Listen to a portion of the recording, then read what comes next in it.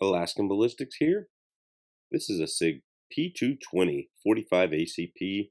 We are borrowing it from Choop's Outdoor Adventures with his Punisher skull grips on it that he loves. And we're shooting a variety of ammo out of this gun tonight. It is 45 ACP. We were borrowing it while Choop was borrowing some of our guns, so we figured we'd come out and shoot. I didn't have a lot of money for ammo this month, so I pulled stuff out of some spare mags and some spare boxes I have tested before. Some of it I haven't actually tested before. First ammo, we're going to do 3 rounds of Powerball here. And I'm not necessarily showing these in order, but this is a 165 grain from Glazer, Corbon, Glazer. It's supposed to go in 1225 or 1250 on the box. I can't remember. I've got several other videos on it. And then we have a 200 grain Speer Gold Dot plus P rated 45 auto. These do feed in the magazines, so unlike their heavier brothers, will not feed in the magazines of the C220. And these are 185 grain Corbon as well, and they are Jacket Hollow Point plus P rated. I believe they're loaded with the Sierra bullets. They broke them apart quickly on test I did before I ever started a channel when I lived in Mississippi, so we'll see how they do over the chronograph. Here we have some old standard Federal Hydroshock with the little pole on top there. Federal Hydroshock. Then we have one of my favorite rounds, the Total Metal Jacket Speer Lawman, and it's a flat nose full metal jacket. It's a heavy bonded bullet. Might do better than Extreme Penetrators as far as penetrating is concerned. I would actually like it a little bit better if that's all I had was a 45. The Speer Lawman Total Bonded Metal Jacket plus P rated 200 grain flat nose. Really good round here in Alaska if all you got is a 45. Then we have a Critical Duty p220. Likes feeding those Critical Duty with its magazines. For those of you that are not familiar with the p220, its magazine is rounded at the top in such an angle where it may not get all wide mouth 45s to feed. All of these fed well in at least these 3 rounds, and some other hand feeding I did. It is a gorgeous night in Alaska, but it is really windy, so I'm voicing over this, and it's just gorgeous though, and my little camera doesn't do it any justice. SIG 220, generalized ammo, some ballistics.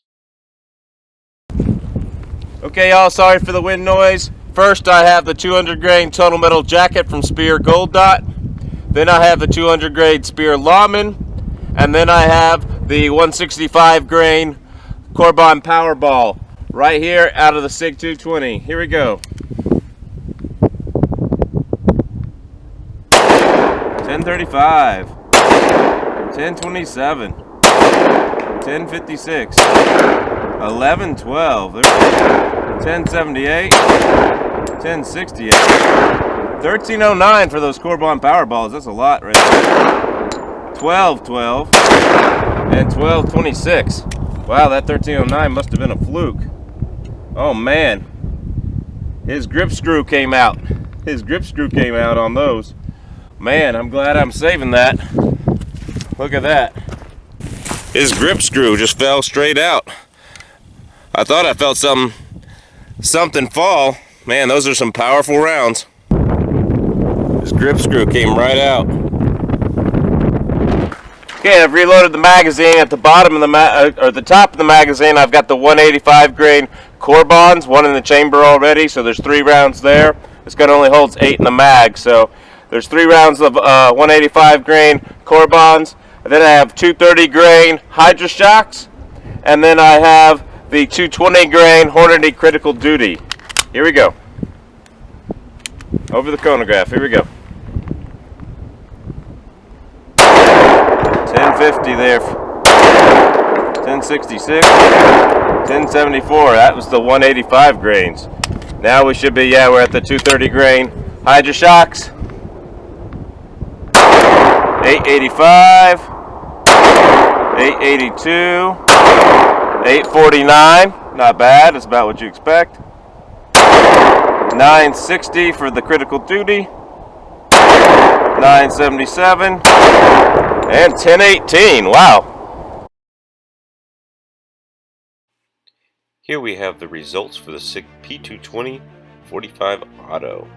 With the Speer Lawman 200 grain plus P, we got an average feet per second of 1039.3333 and a third, essentially.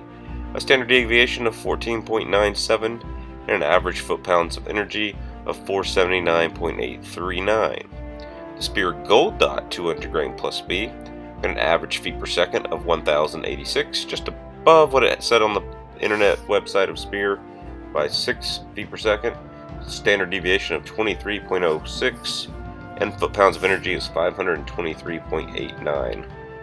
The Glazer Powerball 165 grain got an average feet per second of 1,249, a horrible standard deviation of 52.4309, and an average foot-pounds of energy of 571.695. The Corbon 185 grain jacketed hollow point got an average feet per second of 1,063 and a third, a standard deviation of 12.22, and 464.586 foot-pounds of energy. The Old Slow Federal Hydroshock 230 grain, it got an average feet per second of 872, standard deviation of 19.9749, foot-pounds of energy 388.433. The Hornady Critical Duty 220 grain plus P got average feet per second of 985.0, a standard deviation of 29.8161, and the foot-pounds energy is 474.079.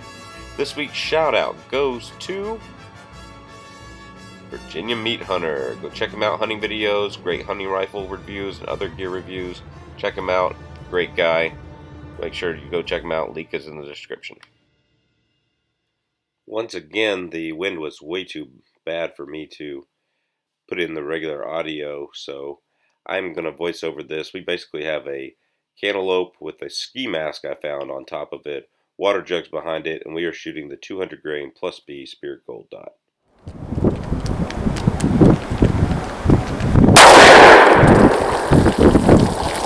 Alright, let's see what we did.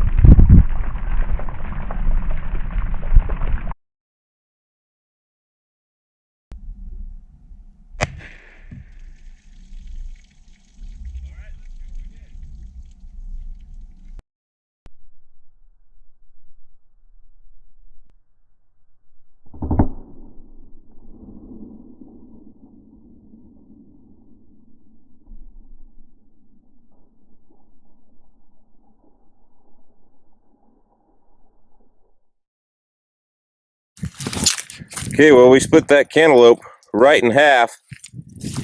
Got lots of cantaloupe in my ski mask there. Got a nice bullet hole in the ski mask here. There's a big heavy duty fleece ski mask, so it's a lot like having a heavy duty cloth on there. Looks like the bullet went in and it definitely bounced out. I don't see it in the second jug at all. So it looks like that bullet went in there, and I don't see where it went. It must have slung itself so silly. So we got real lucky. We found that 200 grain Speer Gold Dot out of the SIG 220. This is, of course, my favorite round to carry in 45. But there it is, 200 grain Speer Gold Dot. Did its job, expanded, stayed together. Very, very, very, very nice. Okay, SIG 220, Hornady 220 grain, critical duty. You saw the feet per second. It was going up over the box about 960, 970, somewhere in there. And then I got a dinner plate, a cantaloupe, and 3 jugs of water behind it. Hopefully it'll stop it. These things have a reputation, even out of long barrels, in my opinion, for not expanding very well. Alright, looks like we got the cantaloupe right down the middle. You can see right there. That's pretty awesome. I see some stuff floating around in the first jug. Let's see what we got.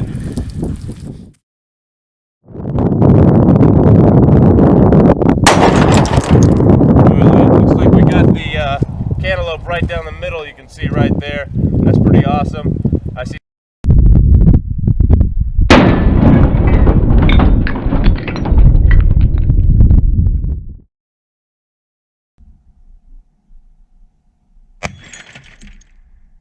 Looks like we got the cantaloupe right down the middle. You can see.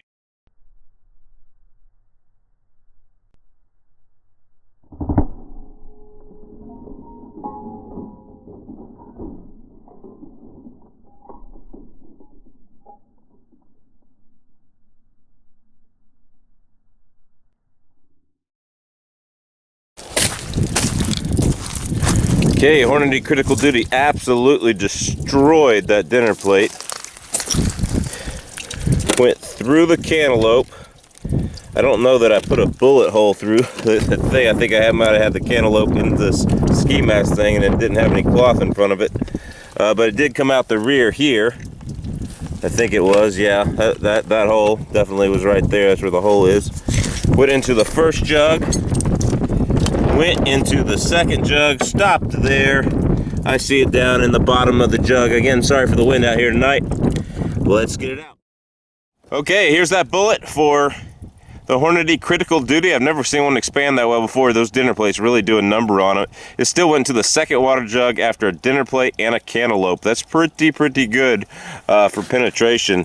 Makes me more impressed with these bullets than I have been in the past. Of course, the SIG 220 was getting right at it or just above the box velocity, which really helps as well.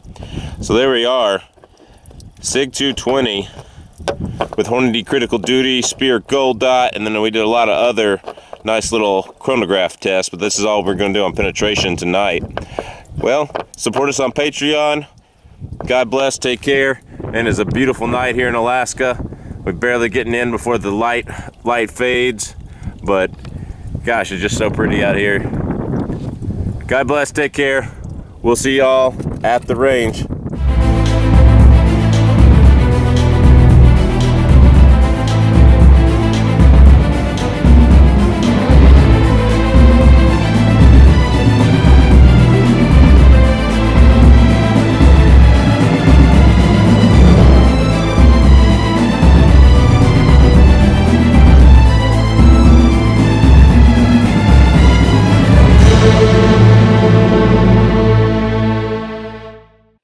I got a lot of ammo that from but I can't talk tonight. Blah, blah, blah.